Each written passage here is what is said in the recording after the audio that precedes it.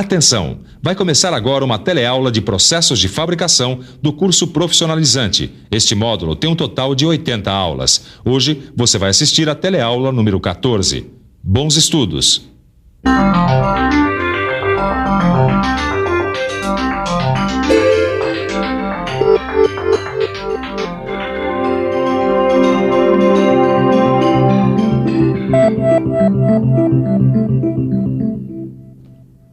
Olá, Ananias. Ô, seu Manuel, tudo bem? Eu trouxe aqui uma encomenda de umas peças para você fazer. Opa, isso é muito bom. Quanto mais trabalho, melhor. Deixa eu ver o projeto aqui. Ah, muito bem. Ah, mas esse projeto aqui pede um tipo de soldagem que eu não tenho aqui na minha oficina, não. Eu vou ter que mandar fazer fora. Ah, é? E que soldagem é essa que precisa aí? É a soldagem a arco elétrico pelo processo eletrodo revestido. Aqui na oficina eu só tenho a oxiacetilênica. Lembra do tipo de soldagem que nós vimos na última teleaula? Pois é, como você já deve ter percebido, hoje nós vamos estudar um outro tipo de soldagem, diferente da soldagem a gás. A teleaula de hoje vai tratar da soldagem a arco elétrico pelo processo eletrodo revestido. Hoje nós vamos aprender o que é soldagem pelo processo eletrodo revestido, como ela funciona, quais os equipamentos necessários para esse tipo de soldagem, quais as aplicações e quais os cuidados que você deve tomar ao unir peças usando esse processo de soldagem. E como é essa soldagem, Ananias? Ah, seu Manuel, esse é um dos processos de soldagem mais importantes e também é um dos processos mais usados na indústria. Ah, é? Eu não sabia disso, não. Puxa vida.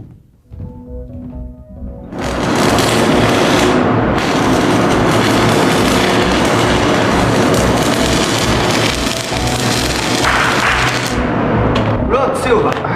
Tô na minha hora de almoço.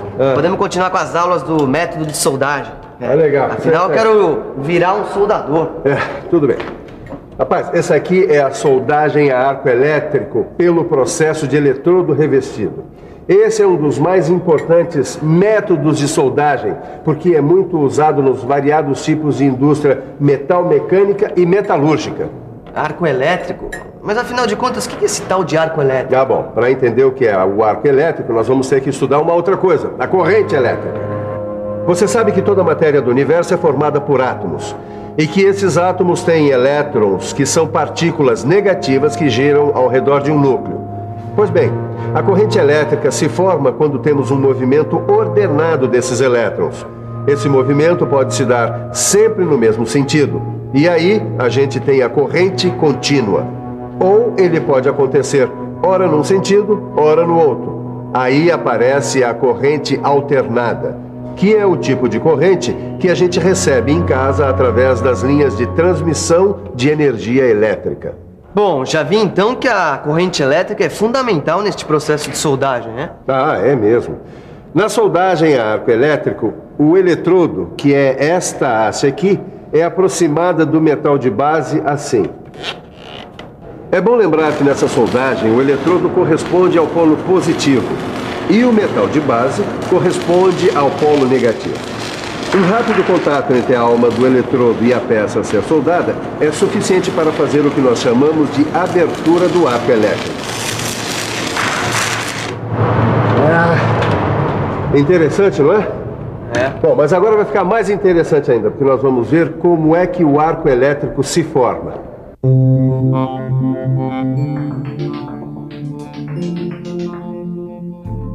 Este esquema representa a soldagem a arco elétrico. Aqui nós temos o eletrodo com carga positiva.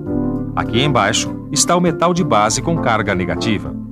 Quando aproximamos um do outro, os elétrons livres acelerados se chocam com átomos e moléculas.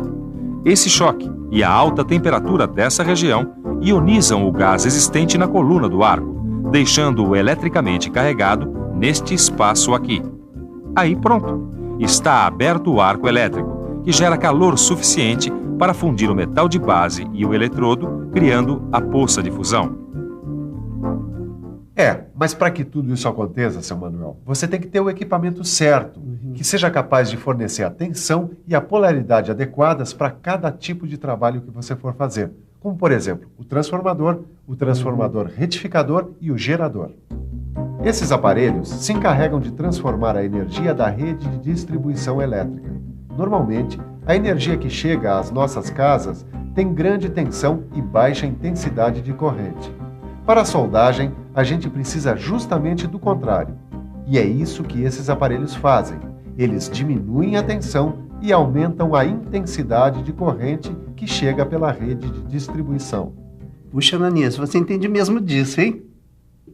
Eu não trabalho diretamente com esse tipo de soldagem, mas a gente que é do ramo, né, precisa estar sempre bem informado. Olha aqui, seu Manuel. Normalmente a gente trabalha com corrente contínua, mas o tipo de corrente e a polaridade dependem do tipo de revestimento do eletrodo utilizado. Com a corrente contínua, a gente pode variar a polaridade, ou seja, nós podemos usar a polaridade direta, que é aquela em que a peça a ser soldada é o polo positivo e o eletrodo é o polo negativo, como a gente acabou de ver no esquema. Esse tipo de polaridade fornece mais calor à peça, permitindo a solda com maior penetração. Essa é uma soldagem com polaridade inversa. As principais diferenças entre as polaridades direta e inversa são as seguintes. Aqui, o metal de base é o polo negativo e o eletrodo é o polo positivo.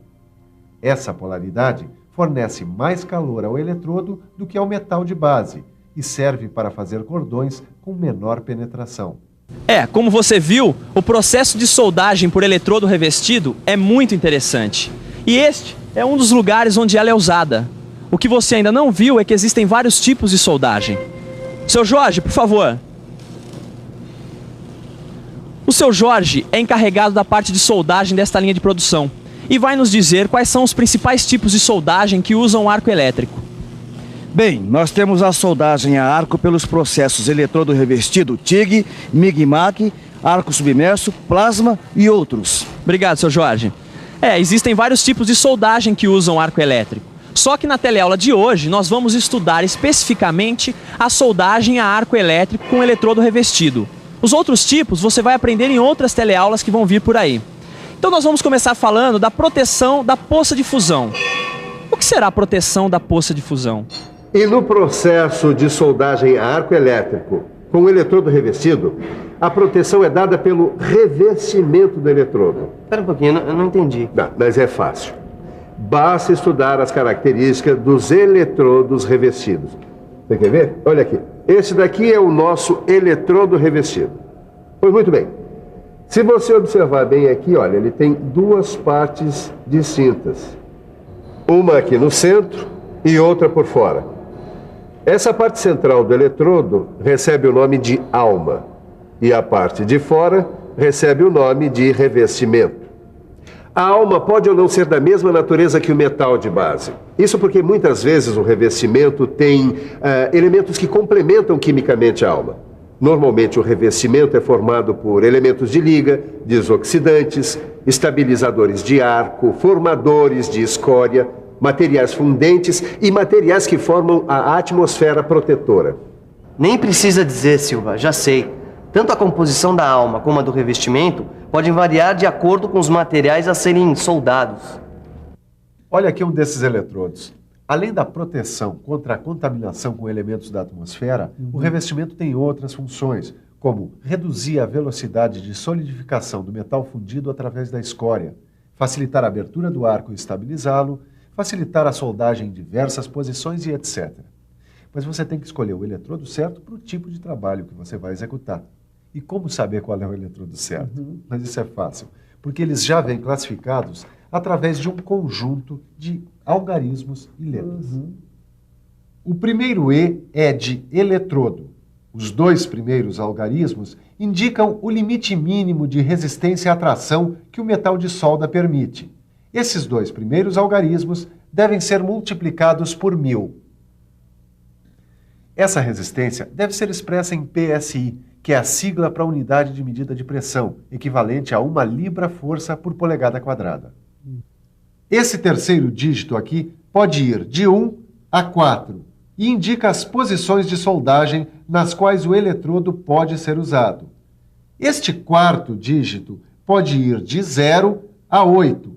Ele indica, basicamente, o tipo de revestimento e tipo de corrente e polaridade que podem ser usadas com o eletrodo. No seu livro de estudos, você encontra todas as possibilidades a que esses dígitos se referem. Mas vamos dar uma olhada num exemplo só para você pegar a mecânica da coisa. Vamos imaginar um eletrodo com esses algarismos e letras. E, 60, 13. O E indica eletrodo. Esse 60 indica que o limite mínimo de resistência à tração é 60.000 PSI. O 1 indica que este eletrodo pode ser usado em todas as posições de soldagem. E, finalmente, o 3 mostra que esse eletrodo pode ser usado com corrente contínua de polaridade direta ou inversa e com corrente alternada. E é um eletrodo do tipo rutílico.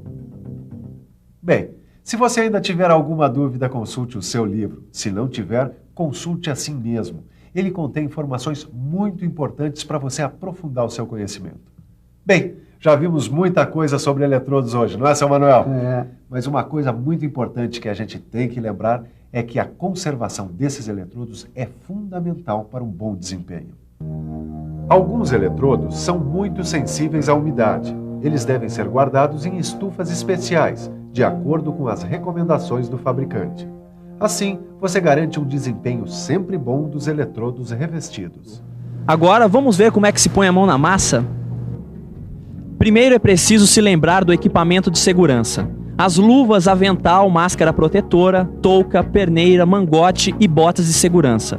São itens fabricados com materiais leves e isolantes que protegem a pele de queimaduras e os olhos da ação dos raios luminosos gerados no processo de soldagem. Agora é a vez do equipamento de soldagem. A fonte de energia, que como você já sabe, pode ser um gerador ou um transformador retificador, ou ainda um transformador. O porta-eletrodo, que prende o eletrodo e o energiza, o grampo de retorno, que é preso à peça a ser soldada, ou a tampa condutora da mesa sobre a qual está a peça. Ele faz a função de polo positivo ou negativo, dependendo da polaridade em que se está trabalhando.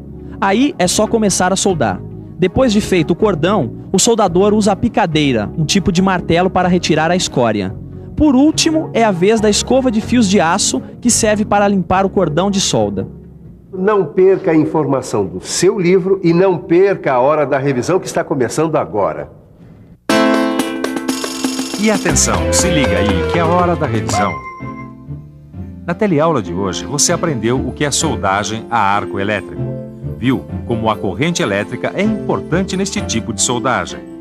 Aprendeu também que existem vários tipos de soldagem a arco elétrico. Nós estudamos principalmente a que usa eletrodos revestidos. Você viu que a proteção é decisiva para a qualidade da solda.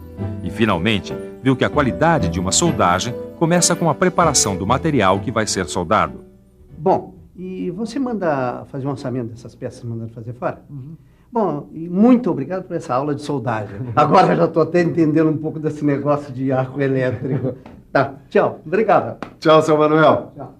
Bom, e eu espero que você também tenha aprendido um pouco sobre soldagem a arco elétrico. Não se esqueça de aprofundar os seus conhecimentos no seu livro. Bons estudos e até a próxima.